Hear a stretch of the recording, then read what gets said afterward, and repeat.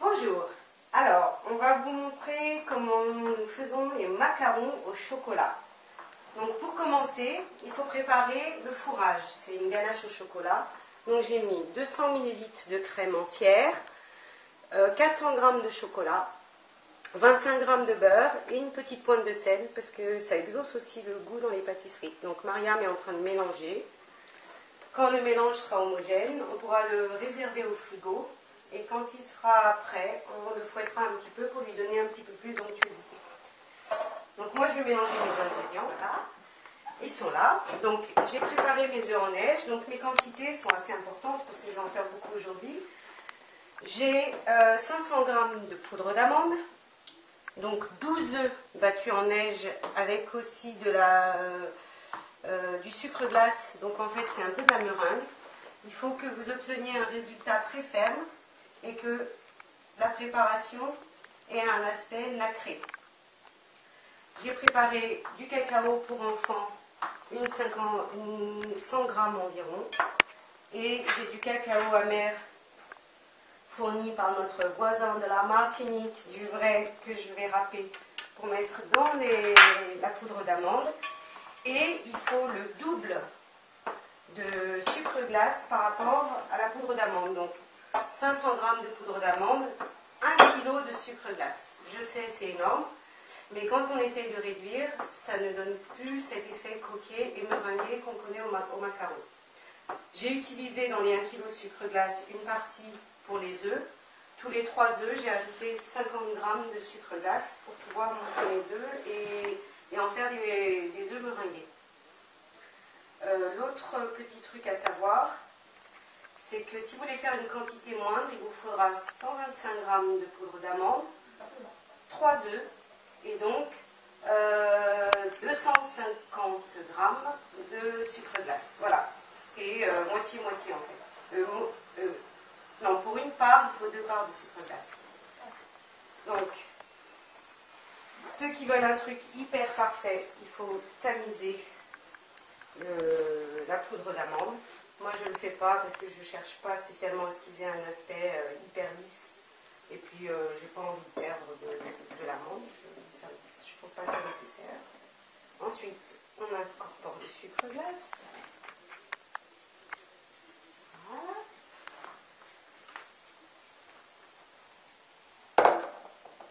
On va mélanger.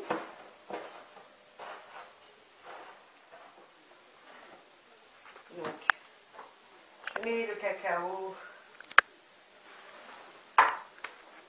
J'ai pris le cacao classique du petit déjeuner des enfants. Hein. Par contre, pour le cacao amer, ça existe dans le commerce aussi. Je crois qu'il y a marqué cacao amer ou cacao sans sucre en poudre. Bon, là, il se trouve que j'ai ça et que c'est carrément du bonheur.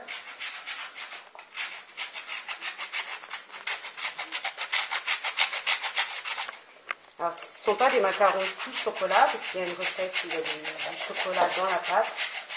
Je trouve que c'est suffisamment sucré comme ça. Donc, je fais le biscuit et je le laisse le plus neutre possible. Pour rajouter un lait de chocolat encore bien sucré. Est-ce qu'il est bon le chocolat, Mariam? Oui. Ah, ça, Mariam, il ne faut jamais lui confier sa tâche. Alors, fais voir, on va montrer à la caméra. Ouais. Elle a fini de touiller. Donc, on ne voit plus la crème. Ça fait une bonne fondue de chocolat noir. Donc, moi, bon, je le prends noir à dessert et le plus corsé possible. Parce qu'on adore le chocolat. C'est comme ça qu'il est bon. Donc, ça, on réserve. Dès que c'est un petit peu refroidi, on met ça au frigo et on le retrouvera un petit peu plus tard dans la recette. On réserve. Il n'y a pas de problème. Voilà. Donc dès que c'est bien mélangé, on va pouvoir incorporer les œufs. Je vais procéder aux deux parties.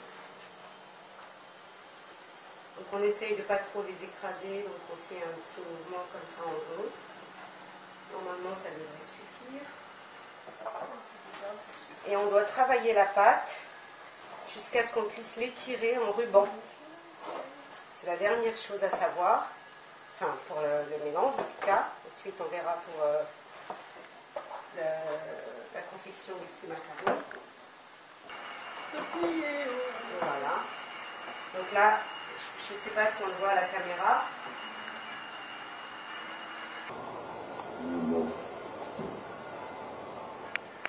On va préparer les petits macarons.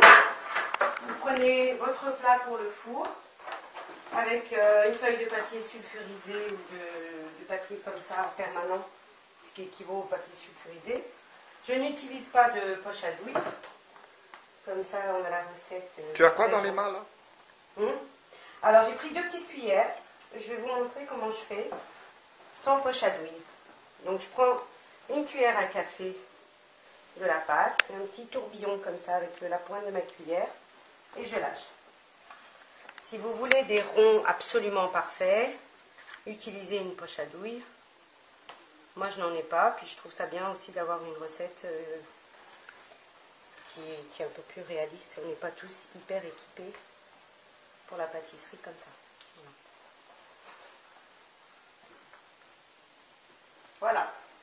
Ensuite, le petit coup à savoir, c'est quand votre plateau est prêt, vous prenez votre plateau et vous tapez d'un coup, comme ça. Voilà. Et ça les étale d'un coup et ça fait un petit bombé sur le côté. Donc je pense que ça participe après à ce qui est la fameuse petite dentelle et le côté coquet.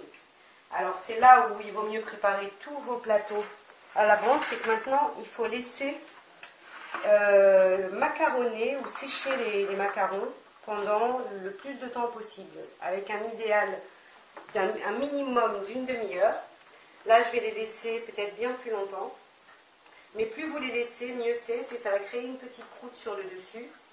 Et quand on les mettra au four tout à l'heure, vous aurez vraiment le petit côté glacé, coquet, avec la petite dentelle assez caractéristique du macaron et un effet bien meringué. C'est une étape obligatoire à la réussite des macarons. Vous avez ça et la quantité de sucre glace. Si vous ne bougez pas ces 2 paramètres, il n'y a pas de raison de ne pas réussir. Ce n'est pas si compliqué que ça. C'est juste une recette qui est exigeante dans ses étapes et dans ses quantités. Voilà, à tout à l'heure. À tout à l'heure. Alors ça y est, la séance de croûtage est terminée. Bon bah comme vous pouvez constater, il fait nuit parce qu'entre temps je suis partie faire des trucs, mais c'est pas grave, plus ça croûte, mieux c'est. Un minimum d'une demi-heure, après autant de temps que vous voulez, il semblerait qu'il y en a qui laissent même toute la nuit. Alors c'est parti, un four à 150 degrés. Et pour mon four, après il faut tester le vôtre, c'est 7-8 minutes. Allez, zou. En attendant, j'ai sorti ma ganache du frigo. Alors là, je suis en train de mettre la ganache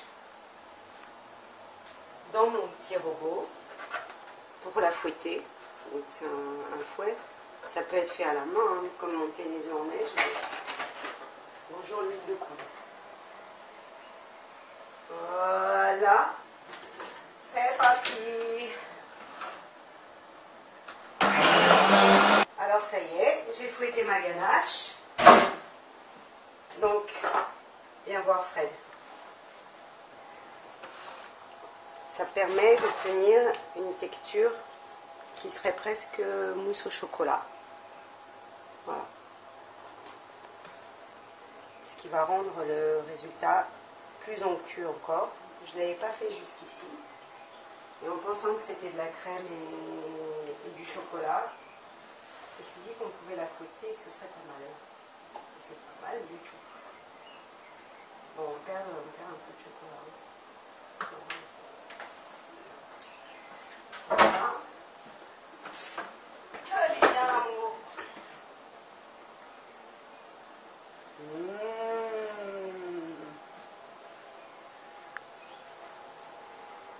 La bonne ganache. Donc la ganache est prête. Il ne manque plus que le biscuit.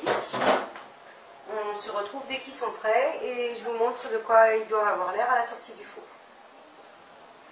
Je sors ma deuxième fournée.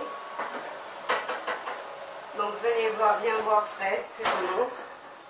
Il doit y avoir une petite échappée sous le macaron alors que le dessus reste très meringué.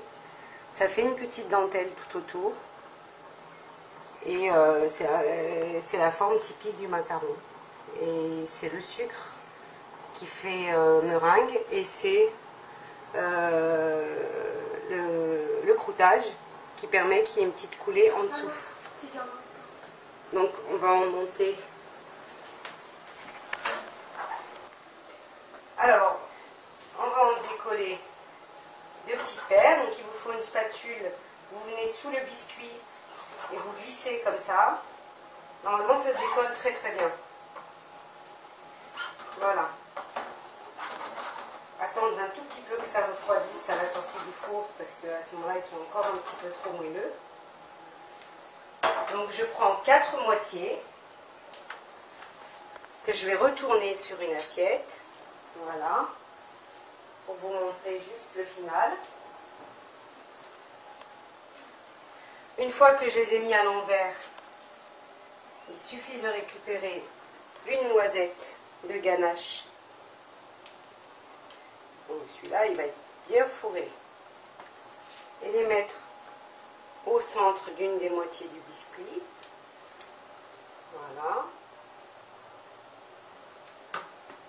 Et ensuite, avec 2 moitiés, en appuyant délicatement. Voilà, vous en faites qu'un seul. Et ça vous fait un petit macaron au chocolat.